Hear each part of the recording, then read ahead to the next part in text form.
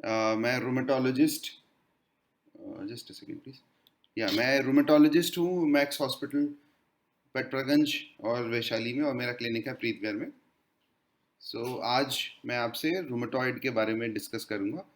जो भी आपके क्वेरीज हो उसको मैं सॉल्व करने की कोशिश करूँगा।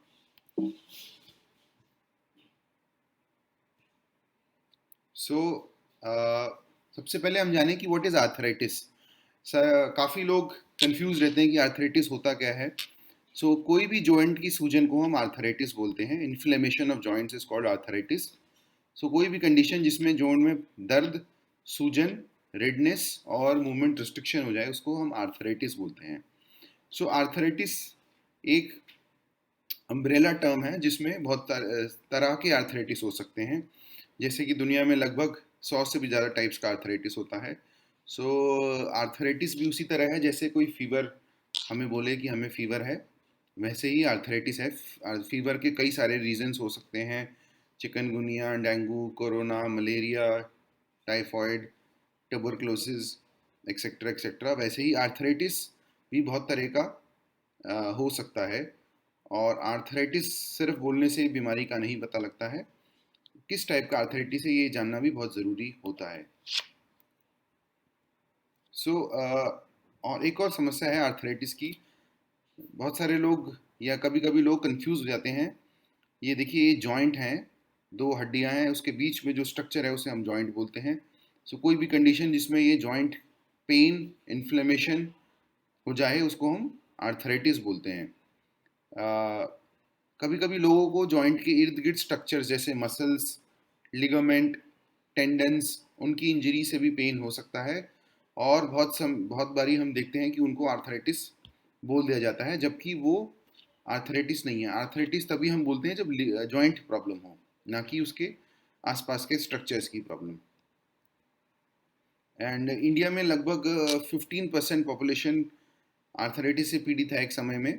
लगभग 18 करोड़ आप मान सकते हैं। इसमें सब तरह के आर्थराइटिस आ जाते हैं, चाहे वो जॉइंट घुटनों का आर्थराइटिस हो, चाहे वो एज रिलेटेड आर्थराइटिस हो। और उसके कारण काफ़ी कठिनाइयों का पेशेंट्स को सामना करना पड़ता है। एंड यूजुअली क्या है प्रॉब्लम इंडिया में कि आर्थराइटिस को लोग निगलेक्ट करते हैं कि अरे तो वैसे ही जॉइंट की पेन वेन है, पेन किलर खा लीजिए केमिस्ट से लेके, या कैसे भी, और तेल वेल लगा लीजिए या सिकाई कर लीजिए। बहुत सारे लोग क्वैक्स इसमें काफ़ी कॉमन है, क्वैकरी आर्थराइटिस में स्पेशली। कई लोग तो ऐसा क्लेम करते हैं कि हम पूड़िया देंगे और आप जड़ से आर्थराइटिस ख़त्म हो जाएगी। देसी मेडिसिन लोग यूज़ करते हैं, उनमें जनरली स्टेरॉइड्स मिले होते हैं और वो काफ़ी साइड इफ़ेक्ट्स होते हैं उनके कारण लॉन्ग टर्म में।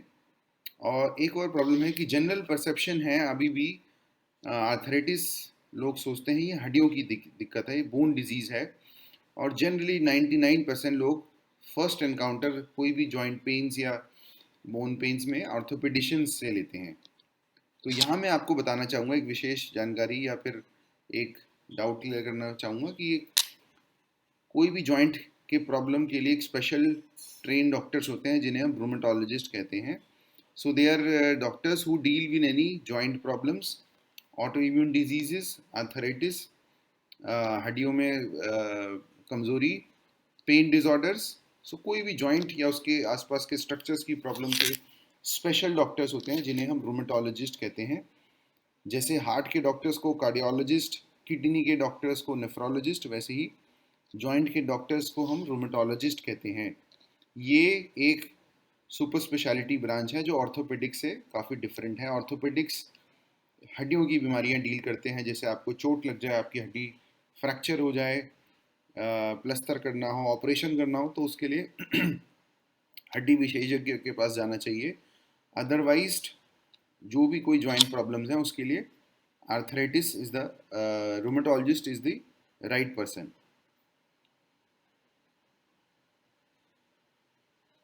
सो अगर क्या हमें, अगर जॉइंट पेन है तो हमें क्या ऑर्थोपेडिशियंस के पास जाना चाहिए? The answer is no.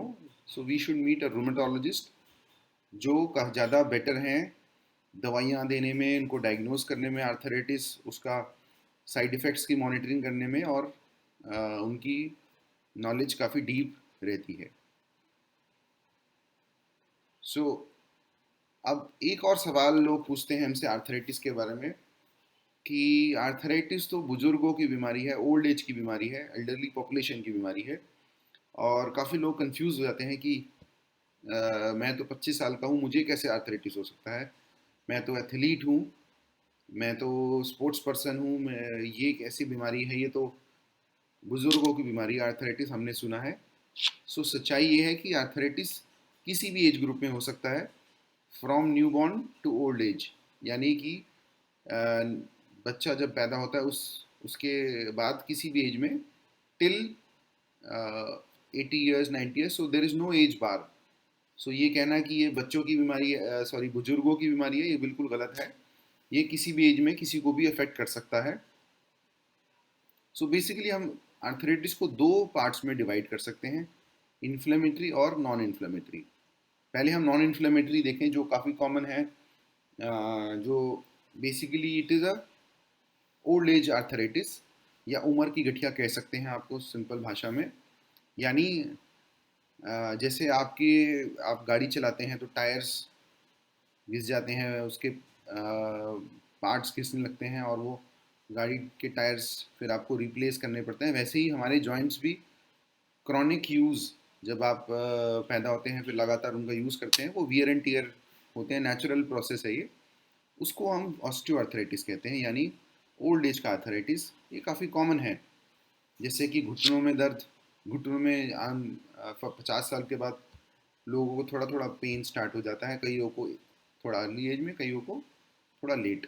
सो घुटनों का दर्द, कमर दर्द, स्पाइन पेन, कभी कभी उंगलियों में गांठें, ये सब एज रिलेटेड आर्थराइटिस है, ऑस्टियो आर्थराइटिस। ये काफ़ी कॉमन है। दूसरा और जो मेन इम्पॉर्टेंट डिजीज़ है वो है इन्फ्लेमेटरी आर्थराइटिस, जिसमें व्यक्ति के छोटे, यानी कि हाथों में, बड़े जॉइंट्स में सूजन आ जाती है, अकड़न आ जाती है, पेन होता है, सुबह के समय जकड़न, अकड़न, हल्का बुखार, यंग एज में बैक पेन का हो जाना, कोई फैमिली हिस्ट्री आर्थराइटिस, तो ये सब उसके लक्षण हो सकते हैं। सो इन्फ्लेमेटरी आर्थराइटिस का मेन कॉमनेस्ट आर्थराइटिस का क्लासिकल एग्जाम्पल है रूमेटॉइड आर्थराइटिस, यानी गठिया बाई भी बोलते हैं। ये सबसे कॉमन फॉर्म है इन्फ्लेमेटरी आर्थराइटिस की, जो आज का हमारा मेन सब्जेक्ट है। Rheumatoid arthritis is a chronic condition, chronic inflammatory condition, यानी कि ये लंबी बीमारी है, जैसे थायराइड, डायबिटीज़ क्रॉनिक बीमारियों में आती हैं, वैसे भी रूमेटॉइड सॉरी क्रॉनिक आर्थराइटिस में आता है। ये एक ऑटो इम्यून डिजीज़ है, यानी कि आप ही का immune system, so self immune system आप आप ही के जॉइंट्स को डैमेज करने लगता है मिस्टेकनली। सो इस तरह से समझिए, जैसे हमारी कंट्री की आर्मी हमें बचाती है एनिमी से, हमारे बॉर्डर्स सिक्योर रखती है, हमें फॉरेन एनिमी से हमारी सुरक्षा करती है, वैसे ही हमारा इम्यून सिस्टम हमें इन्फेक्शन से लड़ने की शक्ति देता है। रूमेटॉइड आर्थराइटिस में ये हमारा इम्यून सिस्टम, अपना ही इम्यून सिस्टम गड़बड़ा जाता है, और अपने ही जॉइंट्स को, अपने ही बॉडी को डैमेज पहुंचाने लगता है। सो कोई ये आउटसाइड डिजीज़ नहीं है, कोई बाहर से नहीं आई है, ये हमारी ही इंटरनल इम्यून सिस्टम के डिफेक्ट के कारण ये बीमारी बनती है। सो कभी कभी लोग हमसे पूछते हैं कि हमने ऐसा क्या खा लिया, क्या पी लिया। So it's nothing like that, it is spontaneous error of immune system, जिसका अभी कोई पर्टिकुलर रीज़न साइंस को नहीं मिला है। सो ये सबसे कॉमन है, जैसा मैंने बोला, लगभग 0.5% population, Indian population will be suffering from rheumatoid. इसके कारण लाइफ व्यक्ति की छोटी हो जाती है अगर वो कंट्रोल में ना रहे, आर्थराइटिस। एंड ये विमेन में ज़्यादा कॉमन होता है, मेन के अपेक्षा। सो विमेन, मैक्सिमम पेशेंट्स हमारे फीमेल जेंडर के होते हैं, बट मेल्स को भी हो सकता है। और जैसा मैंने बोला, ये यंग एज की बीमारी है, most common age group is 30 to 40 या 30 to 50। सो जब आप पीक यंग एज होती है आपकी, उसी दौरान ये बीमारी जनरली होती है। हालांकि ये बच्चों में भी हो सकती है और बुजुर्गों में भी हो सकती है, but commonest is young age. So उसमें होता क्या है? तो देखिए, ये जॉइंट का स्ट्रक्चर है, ये दो हड्डियां हैं और इसके बीच में एक कार्टिलेज है। ये साइनोवियम लेयर होती है जो हमारे जॉइंट को कवर करती है। सो रूमेटॉइड आर्थराइटिस में मेनली ये आउटर लेयर सूज जाती है, इन्फ्लेमेशन हो जाती है, जिसको हम साइनोवाइटिस कहते हैं, क्रॉनिक साइनोवाइटिस। और ये क्रॉनिक साइनोवाइटिस धीरे धीरे हमारे टेंडन्स, आसपास के स्ट्रक्चर्स, लिगामेंट्स को डैमेज करने लगता है इन्फ्लेमेशन के कारण, और हमारे जॉइंट्स अल्टीमेटली डिफॉर्म और डैमेज हो जाते हैं और परमानेंट डिफॉर्मिटी आ जाती है जोड़ में, या विकलांगता या आ जाती है। सो ये बेसिकली साइनोवियम, जो ये आउटर कवरिंग की बीमारी है। और अल्टीमेटली देखेंगे आप इस डायग्राम में, बोन्स भी आपस में चिपक जाती हैं। जो ये स्पेस होता है जिससे कारण हम जॉइंट्स की मूवमेंट रखते हैं, वो भी ख़त्म हो जाती है और बोन्स फ्यूज़ कर जाती हैं अल्टीमेटली। अब ये स्टार्ट कैसे होता है? ये रूमेटॉइड जनरली इनिशियल फेजेस में हमारे छोटे जॉइंट्स, यानी कि उंगलियां, कलाइयाँ, ये छोटे छोटे जॉइंट्स या पैरों की उंगलियां, इनसे स्टार्ट होता है usually. Although it can start from any joint, ये कभी कभी घुटनों में भी हो सकता है, कभी कभी हिप्स में भी हो सकता है, बट जनरली ये स्टार्ट होता है हमारे हाथों की उंगलियों से या पैरों की उंगलियों से।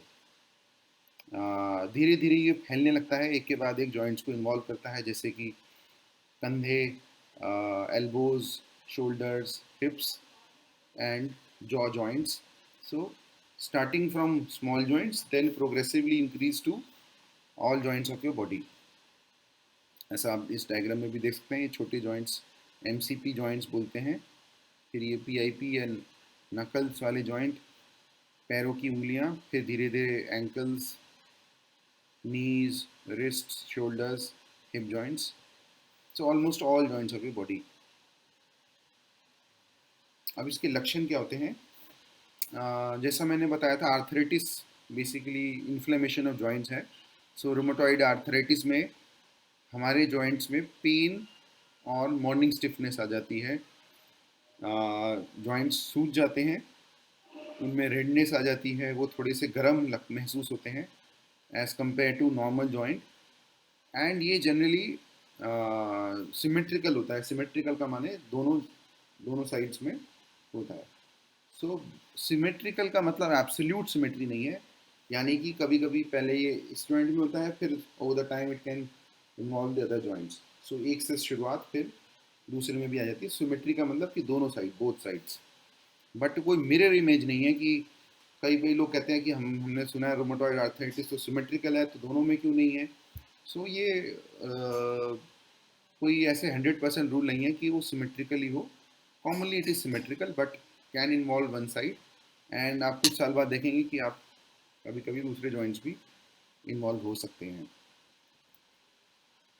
इसके अलावा ये एक सिस्टेमिक डिजीज़ है, ये ध्यान रखने सुनने की बात है। रोमेटॉइड आर्थराइटिस सिर्फ जॉइंट्स की ही बीमारी नहीं है, ये एक सिस्टेमिक डिजीज़ है। सिस्टेमिक का मीन्स आपके सारे शरीर में इन्फ्लेमेशन होती है इसके कारण। सो इसके दूसरे लक्षण हो सकते हैं ड्राई आइज़, ड्राई माउथ, इसमें कमज़ोरी रह सकती है, पेशेंट को काफ़ी थकावट का सामना करना पड़ सकता है। कई लोग कहते हैं हमें हल्का बुखार रहने लगता है, फीवरिश फीलिंग, 99 बुखार। तेज बुखार इसका लक्षण नहीं है, हल्का बुखार रूमेटॉइड आर्थराइटिस में काफ़ी कॉमनली देखने को मिलता है। कभी कभी टिंगलिंग, नमनेस फील होती है लोगों को, क्योंकि हमारी नर्व्स जो कंप्रेस हो जाती हैं इन्फ्लेमेशन के कारण, वो फिर पूरे झंझनाहट हमारे हाथों में या पैरों में जा सकती हैं। भूख कम हो जाती है आर्थराइटिस के कारण, कमज़ोरी महसूस होती है। सो ये सिम्टम्स भी हो सकते हैं जॉइंट पेन्स के अलावा। कभी कभी जॉइंट पेन से ज़्यादा ये सब पेशेंट्स प्रेजेंट करते हैं। सो डायग्नोसिस में कभी कभी डिले होता है रूमेटॉइड आर्थराइटिस के। सो जैसा मैंने बोला था, ये एक सिस्टेमिक डिजीज़ है। सो ये आपके ऑलमोस्ट एवरी इंटरनल ऑर्गन्स को अफेक्ट कर सकती है, फ्रॉम टॉप टू बॉटम। सो अगर ये आइज़ के ग्लैंड्स को अफेक्ट करे, जो हमारे टीयर ग्लैंड्स होते हैं, तो ड्राइनेस हो सकती है आइज़ में। ये कभी कभी कंजंक्टिवाइटिस कर सकती है, स्क्लेराइटिस कर सकती है जिसके कारण आँख लाल हो सकती है। ये हमारे लंग्स को डैमेज कर सकती है। लंग्स में आईएलडी नामक एक बीमारी होती है जिसमें लंग्स हमारे सिकुड़ने लगते हैं, इन्फ्लेमेशन हो जाती है लंग्स में और वो सिकुड़ जाते हैं। सो श्रंकन द लंग्स दे श्रिंक, इसको हम इंटरस्टिशियल लंग डिजीज़ या आईएलडी। और फिर लोगों को सांस फूलने लगती है और काम करने में दिक्कत होने लगती है। ब्लड वेसल्स को अफेक्ट कर सकता है, यानी कि खून की अंतड़ियों को, खून की जो वेसल्स जिसमें ब्लड सप्लाई होता है उसको अफेक्ट कर सकता है, जिसके कारण वैस्कुलाइटिस की बीमारी हो सकती है। वैस्कुलाइटिस में स्किन में छाले पड़ जाते हैं, रैशेस पड़ सकते हैं, हार्ट को अफेक्ट कर सकता है। So almost all body parts. इसके रिस्क फैक्टर्स क्या हैं? अब ये तो हो गया कि आर्थराइटिस में ये सिम्टम्स होते हैं, कारण ऑटो इम्यून डिजीज़ है। अब इसको होता क्यों है? सो रिस्क फैक्टर्स अभी तक हमें ये नहीं मालूम कि ये क्यों होता है। किस दो फैमिली के एक मेंबर को होता है, सेम खाना खाते हैं, सेम एनवायरनमेंट में रहते हैं, एक को होता है एक को नहीं होता है। So reasons are not clear, but कुछ रिस्क फैक्टर्स हैं जो इसको इंक्रीज करते हैं। एक तो एनवायरमेंटल फैक्टर्स, जैसे कि चिकनगुनिया वायरस, कॉक्सकी वायरस, ये कुछ ईबीवी वायरस, ये कुछ वायरस हैं जो रूमेटॉइड आर्थराइटिस को ट्रिगर कर सकते हैं। कभी कभी चिकनगुनिया के बाद तो स्पेशली बहुत लोग आर्थराइटिस में कन्वर्ट हो जाते हैं पोस्ट चिकनगुनिया। फिर जेनेटिक रोल्स। सो हम ऐसा देखते हैं कि अगर फैमिली में आपके पेरेंट्स, आपके फैमिली मेम्बर्स आर्थराइटिस से पीड़ित हैं तो उन पेशेंट्स को थोड़ी सी टेंडेंसी बढ़ सकती है आर्थराइटिस की। फिर हार्मोनल रोल, हार्मोन्स का काफ़ी रोल है। जैसे female women are more affected than men, and contraceptive pills थोड़ा आर्थराइटिस जिसको टेंडेंसी है उसको बढ़ा सकते हैं। फिर सबसे इंपॉर्टेंट है लाइफस्टाइल, जैसे smoking. Smoking and tobacco is a definite risk factor. So ये तो प्रूवन बियॉन्ड डाउट है कि जो लोग स्मोक करते हैं उनको आर्थराइटिस की चांसेस काफ़ी हाई होते हैं। स्मोकिंग इन और tobacco in any form. So not only smoking, कई लोग कहते हैं हमने स्मोकिंग छोड़ दी, बट टबैको जो च्यू करते हैं वो भी सेम रिस्क, उसका भी सेम रिस्क होता है ऑलमोस्ट आर्थराइटिस की टेंडेंसी को बढ़ाने की। बट ये सब रिस्क फैक्टर्स हैं, they are not definite, there is no definite cause of arthritis. So ये रिस्क फैक्टर्स हैं, बट अभी तक साइंस को ये नहीं मालूम कि आर्थराइटिस क्यों होता है। कॉम्प्लिकेशंस, जैसा हमने बताया था सिस्टेमिक डिजीज है तो उसमें हड्डियाँ कमज़ोर होने लगती हैं, और फ्रैक्चर्स हम देखते हैं यंग एज में, छोटी सी हल्की सी चोट लगने पे फ्रेजाइल फ्रैक्चर्स, यानी बिकॉज ऑफ ऑस्टियोपोरोसिस, यानी हड्डियाँ खोखली हो जाती हैं और वो टूट जाती हैं इजीली। रूमेटॉइड नड्यूल्स बन जाते हैं कभी कभी, लोग यहाँ गांठें, इधर गांठें, जॉइंट्स पे गांठें बनने लगती है, लम्ब्स, तो उसको हम रूमेटॉइड नड्यूल्स कहते हैं।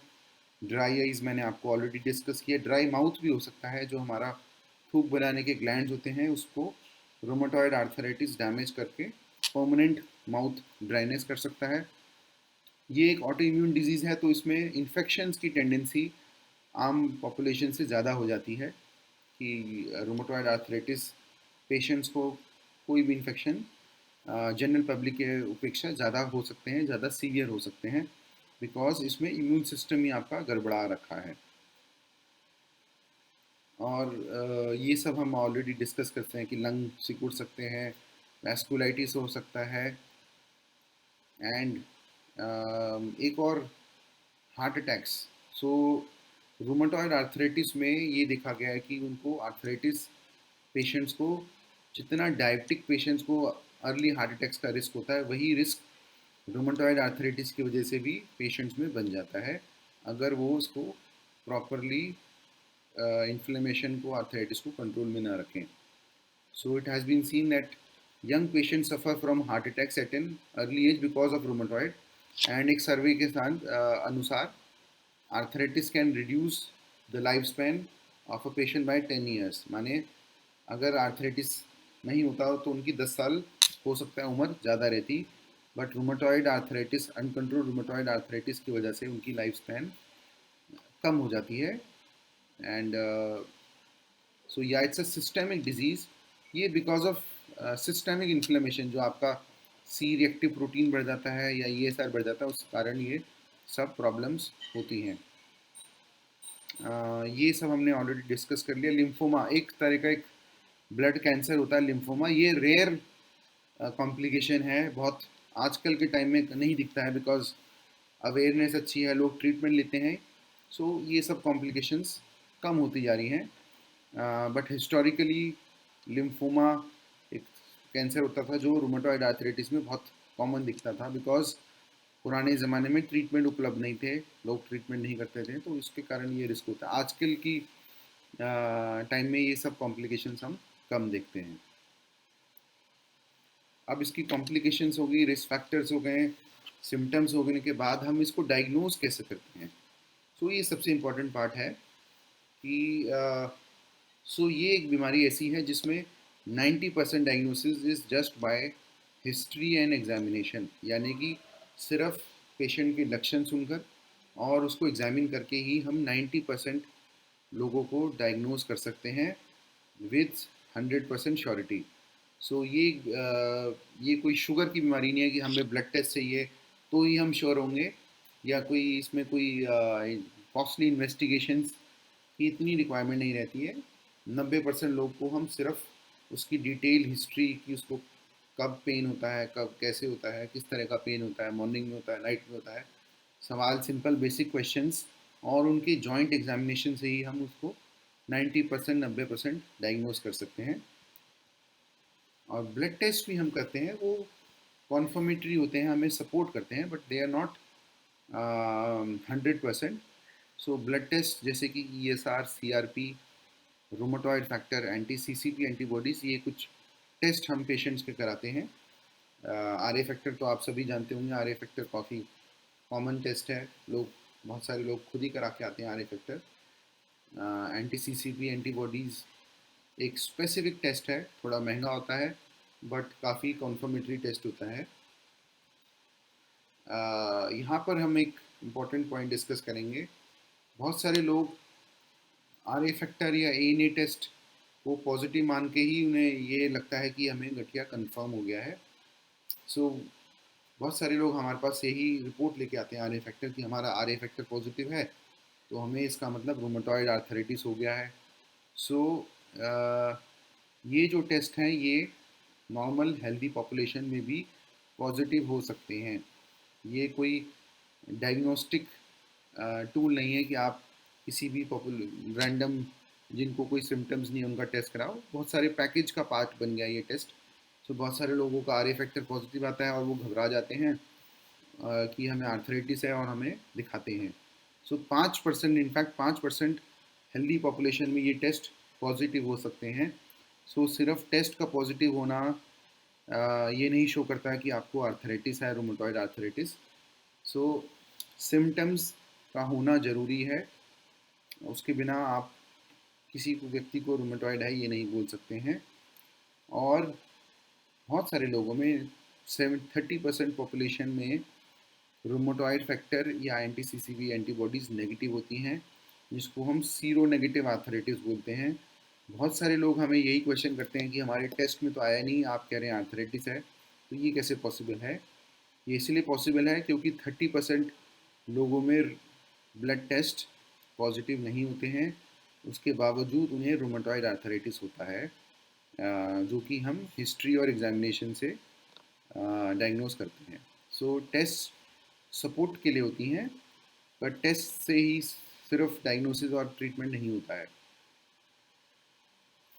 और कई लोग रूमेटॉइड फैक्टर को हर 3 महीने में कराते हैं कि हम इसके ज़रिए देखेंगे कि हमारा आर्थराइटिस कंट्रोल में है, कि कहीं बढ़ तो नहीं गया या ये नेगेटिव तो नहीं हो गया। देखिए, ये टेस्ट मॉनिटरिंग के लिए नहीं बना है, ये सिर्फ डायग्नोस्टिक सपोर्ट के लिए बने हैं। RA फैक्टर या anti-CCP एंटीबॉडीज़, ये अगर 200 हो तो भी उतनी ही दवाई चलेंगी, ये 500 लेवल हो उसका तो भी उतनी सेम।